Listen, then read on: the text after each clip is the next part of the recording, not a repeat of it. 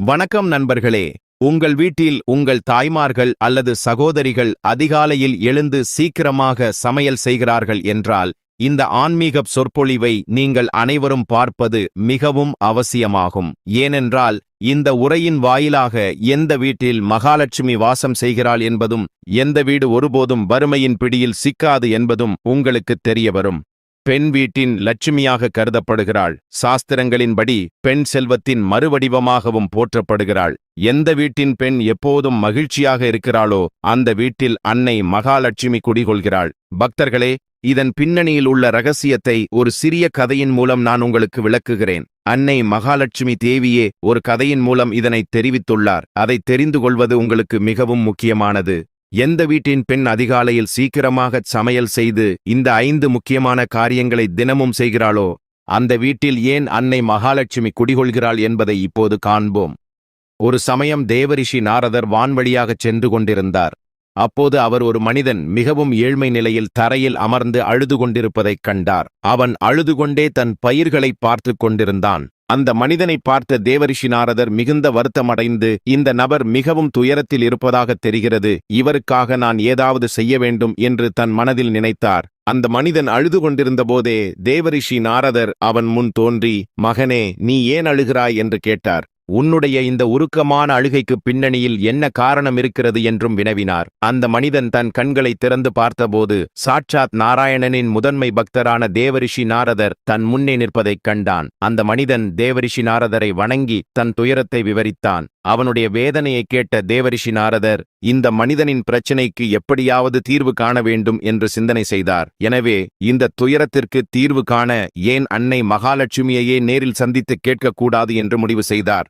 அன்னை ஏன் இந்த மனிதனின் வீட்டை விட்டு வெளியேறினார், எதனால் இவன் ஏழையானான் என்பதை அவரிடமே கேட்டுவிடலாம் என்று எண்ணினார். அவர் வந்ததற்கான காரணத்தை வினவினார்.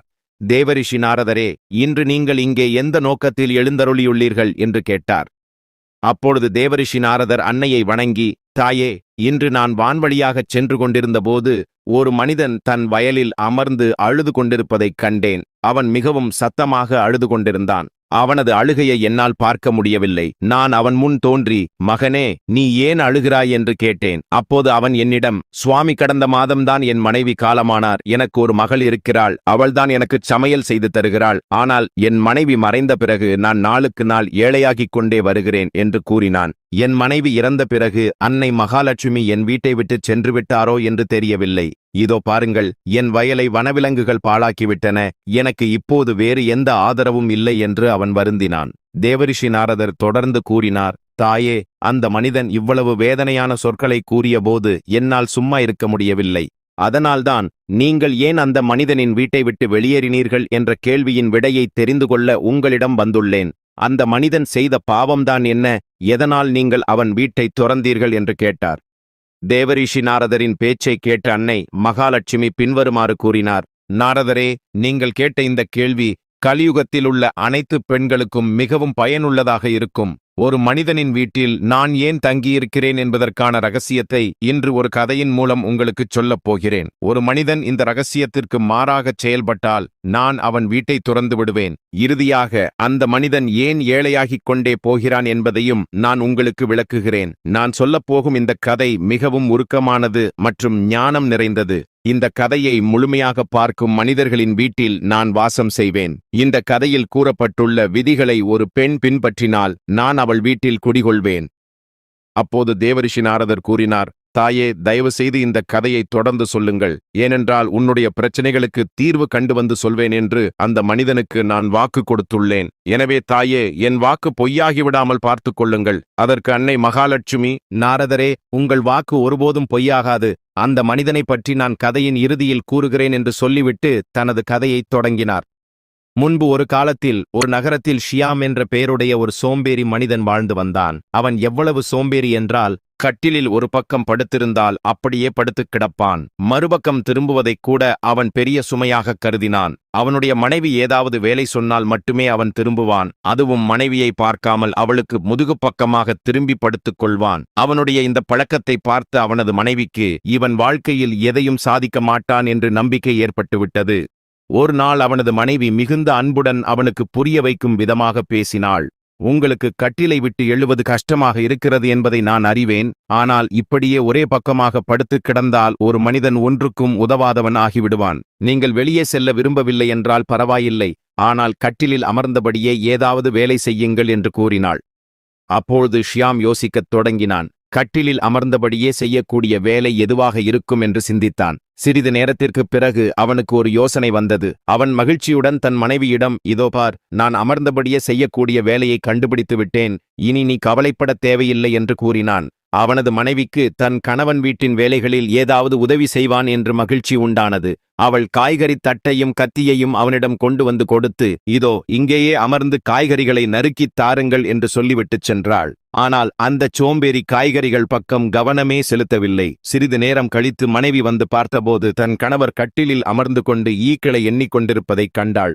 1, 2, 3, 4, 5 என அவன் எண்ணிக்கொண்டிருந்தான். அவனது படுக்கையில் 7 ஈக்கள் செத்துக் கிடப்பதைக் கண்டாள். மனைவியை பார்த்ததும் ஷியாம் துள்ளி குதித்து, என் திறமையை பார்த்தாயா, நான் எவ்வளவு வேகமாக 7 ஈக்களை கொன்றுவிட்டேன் என்று கூறினான். இன்று ஒரு நாள் முழுவதும் நான் எத்தனை ஈக்களை கொள்கிறேன் என்று பார் என்றான்.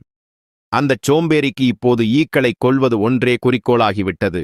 எங்கு ஈயை பார்த்தாலும் சட்டென்று தன் கையால் அடிப்பான். பலமுறை தன் கழுத்தில் இருந்த ஈயை அடிக்கப் போய் தன் கழுத்தையே சுளுக்கிக் கொண்டான். சில நேரங்களில் ஈயை அடிக்கிறேன் என்ற பெயரில் தன் மனைவியின் மூக்கிலேயே அடித்து விடுவான். ஈக்களை கொல்லும் முயற்சியில் வீட்டின் பல பாத்திரங்களை உடைத்துப் போட்டான். ஏனென்றால் அன்று ஒரு நாளில் மட்டும் குறைந்தபட்சம் 1000 ஈக்களையாவது கொல்ல வேண்டும் என்று ஷியாம் சபதமெடுத்திருந்தான். சீக்கிரத்திலேயே அவன் சபதத்தை நிறைவேற்றும் நாளும் வந்தது. அன்று அந்தச் சோம்பேறி நகரம் முழுவதும் ஒரு சுற்று வந்தான். தோளில் ஒரு தடிமனான மூங்கில் கம்பை வைத்துக்கொண்டு மகிழ்ச்சியுடன் குதித்து தன் வீரத்தை பற்றி பேசிக்கொண்டு சென்றான். இன்று நான் ஆயிரக்கணக்கானோரை கொன்றுவிட்டு வந்துள்ளேன் என்று கத்திக்கொண்டே போனான். இதை கேட்ட மக்கள் பயந்து போனார்கள். அருகில் இருந்த காட்டில் வாழ்ந்த ஆயிரக்கணக்கான அரக்கர்களை தான் அவன் கொன்றுவிட்டான் என்று மக்கள் தவறாக நினைத்து விட்டார்கள். அவன் ஆயிரக்கணக்கானோரை கொன்றுவிட்டான் என்ற செய்தி காட்டுத்தீ போல நகரம் முழுவதும் பரவியது. மக்கள் அவனுக்கு 1000 கொல்லி என்று பெயர் சூட்டினார்கள். அந்தச் சோம்பேறி எந்த தெருவில் சென்றாலும் மக்கள் கூட்டம் அவனை பார்க்க அலைமோதியது. ஆயிரக்கணக்கான அரக்கர்களை கொன்ற அந்த வீரனை பார்க்க அனைவரும் விரும்பினார்கள். மெல்ல 1000 கொல்லியின் புகழ் நாடு முழுவதும் பரவியது. சில நாட்கள் கழித்து அந்த நாட்டின் மீது ஒரு மாற்று நாட்டு மன்னன் திடீரென போர் தொடுத்தான். அந்தச் சமயம் அந்த நாட்டு மன்னனிடம் திறமையான படைத்தளபதி எவரும் இல்லை. மன்னன் தன் தூதர்களிடம், நாடு முழுவதும் தேடி படைத்தளபதி ஆவதற்கு தகுதியுள்ள ஒரு இளைஞனை உடனே நம் அரசவைக்கு அழைத்து வாருங்கள் என்று ஆணையிட்டார். மன்னரின் ஆணைப்படி வீரர்கள் நகரின் நாலாபுரமும் தேடினார்கள். அப்போது 1000 கொல்லியின் பெயர் எங்கும் ஒலித்துக் கொண்டிருந்தது. தூதர்கள் அவனது பெயரைப் பற்றி கேள்விப்பட்டு அவன் வீட்டுக்குச் சென்றார்கள். மன்னரின் தூதர்கள் தன் வீட்டுக்கு வந்திருப்பதை பார்த்த 1000 கொல்லி பயத்தில் நடுங்கத் தொடங்கினான். அவன் வீட்டின் ஒரு இருட்டு மூலைக்குள் சென்று ஒளிந்து கொண்டான். அந்த வீரர்கள் அவனது மனைவியிடம் பேசியபோது ஆயிரக்கணக்கான அரக்கர்களைக் கொன்ற வீரனைத்தான் மன்னர் தன் படைத்தளபதியாக மாற்ற விரும்புகிறார் என்பது தெரிந்தது. எனவே உடனே அவனை எங்களுடன் அனுப்பிவை என்று கூறினார்கள். அவனது மனைவிக்குத்தான் ஒரு கனவு காண்பது போலவே இருந்தது. தன் கணவனின் உண்மை நிலை அவளுக்குத் தெரியும். ஒரு வழியாக தூதர்கள் 1000 கொல்லியை மன்னரின் அரசவைக்கு அழைத்துச் சென்றார்கள். அந்த உயரமான வாலிபனை தன் முன்னே கண்ட மன்னன் மனதிற்குள் மகிழ்ச்சியடைந்து, உன் பெயர்தான் 1000 கொல்லியா என்று கேட்டார். அந்தச் சோம்பேறி நடுக்கத்துடன், ஆம் மன்னா, என்னைத்தான் அப்படி அழைக்கிறார்கள் என்றான். மன்னர் கூறினார், உன்னுடைய வீரத்தை பற்றி நான் கேள்விப்பட்டேன். எதிரிகளுடனான இந்த போரில் நீதான் நம் படைகளை வழிநடத்த வேண்டும் என்று கூறினார். நடுக்கத்துடனே அவன் நின்றான். மன்னர் அவனுக்கு ஒரு விலையுயர்ந்த குதிரையையும் கூர்மையான வாளையும் பரிசாக அளித்து நாளை அதிகாலையிலேயே போர்க்களத்திற்குச் செல்ல வேண்டும் என்று கட்டளையிட்டார். இதைக் கேட்டதும் அந்தச் சோம்பேறிக்கு தூக்கமே வரவில்லை. போர்க்களத்திற்குச் சென்றால் தன் உயிர் போய்விடும் என்று பயந்து நடுங்கினான். அன்று இரவு அவன் தன் மனைவியிடம், எனக்கு குதிரை ஏறத் தெரியாது, நான் எப்படி போருக்குச் செல்வேன் என்று புலம்பினான். அதற்கு அவனது மனைவி ஒரு யோசனை கூறினாள். நீங்கள் குதிரை மீது அமர்ந்தவுடன் உங்களை அந்த குதிரையோடு சேர்த்து ஒரு கயிற்றால் கட்டிவிடுகிறேன், அப்போது நீங்கள் கீழே விழமாட்டீர்கள் என்று கூறினாள். மறுநாள் அதிகாலையில் மனைவி சொன்னபடியே அவனை குதிரையோடு சேர்த்து கயிற்றால் நன்றாக கட்டிவிட்டாள். அந்த குதிரை ஒரு போர்க்குதிரை என்பதால் போர் முரசு சத்தம் கேட்டவுடன் அது மின்னல் வேகத்தில் எதிரி படைகளை நோக்கி ஓடத் தொடங்கியது. கையில் ஒரு பெரிய மரத்தோடு குதிரையில் கட்டப்பட்ட நிலையில் அலறிக்கொண்டு வரும் இவனை பார்த்த எதிரி நாட்டுப் படைகள் பயந்து நடுங்கினன. ஒரு மனிதன் மரத்தையே வேரோடு பிடுங்கிக் கொண்டு நம்மை தாக்க வருகிறான் என்றால் அவன் எவ்வளவு பெரிய வீரனாக இருப்பான் என்று நினைத்து அவர்கள் போர்க்களத்தை விட்டு ஓடிவிட்டார்கள். இப்படியாக அந்த சோம்பேறி எதேச்சையாக போரில் வெற்றி பெற்றான். மன்னர் அவனுக்கு பல பொற்காசுகளை பரிசாக அளித்து பாராட்டி வீட்டிற்கு அனுப்பி வைத்தார். இப்போது அன்னை மகாலட்சுமி நாரதரிடம் தொடர்ந்தார். நாரதரே, அந்த கதையில் வந்த சோம்பேறியின் மனைவி மிகவும் புத்திசாலி. அவள் அதிகாலையிலேயே எழுந்து தன் கணவனை தூண்டிவிட்டு அவனை செயல்பட வைத்தாள். அந்த வீட்டில் நான் வாசம் செய்தேன். ஆனால் நீங்கள் பார்த்த அந்த ஏழை மனிதனின் விஷயத்தில் என்ன நடந்தது தெரியுமா? அவன் மனைவி உயிரோடு இருந்தவரை அவள் அதிகாலையிலேயே எழுந்து வீட்டைச் சுத்தம் செய்து கோலமிட்டு குளித்து முடித்துவிட்டு சமையல் அறையில் நுழைவாள். சூரியன் உதிப்பதற்கு முன்பே சமையல் வேலையை முடித்துவிட்டு தன் கணவனையும் மகளையும் அன்போடு எழுப்புவாள். எந்த வீட்டில் பெண் அதிகாலையிலேயே எழுந்து சமையல் செய்கிறாளோ அந்த வீட்டில் அன்னபூரணியாக நான் எப்போதும் நிறைந்து இருப்பேன். ஆனால் அந்த மனிதனின் மனைவி இறந்த பிறகு அவனது மகள் அதிகாலையில் எழுவதே இல்லை. சூரியன் உதித்து வெகுநேரம் கழித்தே அவள் எழுந்து சமையல் செய்கிறாள். சமையல் அறையை சுத்தமாக வைப்பதில்லை, குளிக்காமல் சமையல் செய்கிறாள். இதனால்தான் அந்த வீட்டிலிருந்து நான் வெளியேறினேன். எந்த வீட்டில் சோம்பலும் அசுத்தமும் தாமதமான உணவும் இருக்கிறதோ அங்கிருந்து நான் மறைந்து விடுவேன். நாரதரே, ஒரு பெண்ணின் கையில்தான் அந்த வீட்டின் அதிர்ஷ்டம் இருக்கிறது. அவள் அதிகாலையில் எழுந்து மகிழ்ச்சியோடு சமையல் செய்து இறைவனை வேண்டி உணவை படைத்தால் அந்த வீட்டில் வறுமை அண்டாது. அந்த ஏழை மனிதனின் மகள் தன் தவறை உணர்ந்து அதிகாலையில் எழுந்து தன் கடமைகளைச் சரியாகச் செய்தால் நான் மீண்டும் அந்த வீட்டிற்குச் செல்வேன் என்று மகாலட்சுமி கூறினார். இந்த ரகசியத்தை அறிந்த தேவரிஷி நாரதர் மகிழ்ச்சியடைந்து அந்த ஏழை மனிதனிடம் சென்று இந்த உண்மைகளை கூறி அவனை நல்வழிப்படுத்தினார். எனவே பக்தர்களே, பெண்கள் அதிகாலையில் எழுந்து சுறுசுறுப்பாக தங்கள் பணிகளைச் செய்வது அந்த வீட்டிற்கு பெரும் செல்வத்தையும் மகிழ்ச்சியையும் தேடித்தரும். இதையே சாஸ்திரங்களும் வலியுறுத்துகின்றன. அன்னை மகாலட்சுமி மேலும் தொடர்ந்து கூறினார். நாரதரே, இப்போது அந்த மனிதன் ஏன் ஏழையானான் என்பதன் உண்மையான காரணத்தைச் சொல்கிறேன், கேளுங்கள். அந்த மனிதனின் மனைவி உயிரோடு இருந்தவரை அவள் அதிகாலையிலேயே பிரம்ம முகூர்த்தத்தில் எழுந்து விடுவாள். பெண்ணின் வீட்டில் தேய்மானம் தொடங்கும். அதிகாலையில் பிரம்ம முகூர்த்தத்தில் முதலாவது சூரிய உதயத்திற்குப் பிறகு எழுவது. சூரியன் உதித்த பிறகும் உறங்கிக் கொண்டிருக்கும் பெண்ணின் வீட்டில் தேய்மானம் தொடங்கும். அதிகாலையில் பிரம்ம முகூர்த்தத்தில் எழுந்து வாசலில் நீர் தெளித்து கோலமிடும் பெண்ணின் பின்னால் நான் அந்த வீட்டிற்குள் நுழைகிறேன். இரண்டாவது, குளிக்காமல் சமையலறைக்குள் நுழைவது. சமையலறை என்பது ஒரு வீட்டின் கோயில் போன்றது. அசுத்தமான உடலுடனும் களைந்த முடியுடனும் சமையல் செய்யும் பெண்ணின் கையில் அன்னபூரணி தங்குவதில்லை. குளித்து முடித்துவிட்டு தூய்மையான ஆடையுடன் சமையல் செய்யும் போதுதான் அந்த உணவில் தெய்வீகத்தன்மை சேருகிறது. மூன்றாவது, சமையல் செய்யும்போது கோபப்படுவது அல்லது புலம்புவது. சமைக்கும் பெண்ணின் மனநிலை அந்த உணவில் பிரதிபலிக்கும். ஏன் இந்த வேலையை செய்ய வேண்டும் என்ற சலிப்புடனும் கோபத்துடனும் சமைக்கப்படும் உணவை உண்பவர்களின் புத்தி கெட்டுப்போகும்.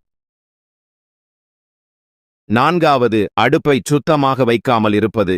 இரவு சமைத்த பாத்திரங்களை அப்படியே போட்டுவிட்டு காலையில் அந்த அசுத்தமான இடத்திலேயே சமையலை தொடங்குவது தரித்திரத்தை அழைக்கும் செயலாகும். இரவு படுக்கும் முன்பே சமையலறையை சுத்தம் செய்து வைப்பவர்களின் இல்லத்தில் நான் மகிழ்ச்சியோடு தங்குவேன். ஐந்தாவது, தானம் செய்ய மறுப்பது. தன் வீட்டிற்கு வருபவர்களுக்கு ஒரு பிடி உணவோ அல்லது ஒரு டம்ளர் நீரோ கொடுக்க மனமில்லாத பெண் இருக்கும் வீட்டில் எவ்வளவு செல்வம் இருந்தாலும் அது நிலைக்காது.